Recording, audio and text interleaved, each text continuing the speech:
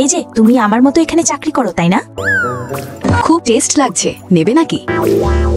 এই নাও, আমার কাছে একটা বাড়তি পড়েছিল। আরে ফ্রি জিনিস, চুপি চুপি রেখে দিই।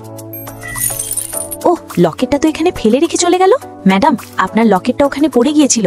এক্সকিউজ মি, আমি কোনো লকেট ভকেট পড়ি না। তুমি এটা কার জিনিস তুলে এনেছো? জি, মনে হয় ভুল হয়েছে, দুঃখিত।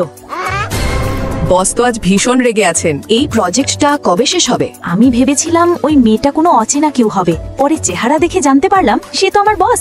শালা কি গোলমাল চলছে। রেশা, তোমার কি চাকরি ভালো লাগছে না? না ম্যাডাম, আমি মন দিয়ে এই প্রজেক্টটা শেষ করব। ওই হারানো মেয়েটাকে কোথায় খুঁজবো? ও, হ্যালো হ্যালো হ্যালো, সেদিন লিফটে তোমার লকেটটা পড়ে গিয়েছিল। ও ধন্যবাদ ইয়ার, অনেক রাত হয়ে গেছে, চলো হোটেলে একসাথে ডিনার করি।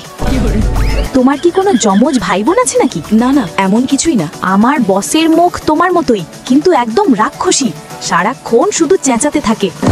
আজ থেকে ওভারটাইম করার কোনো দরকার নেই। বাপ রে, এটা কি করে হলো? কোম্পানির তরফ থেকে আজ বেড়াতে যাওয়া হবে।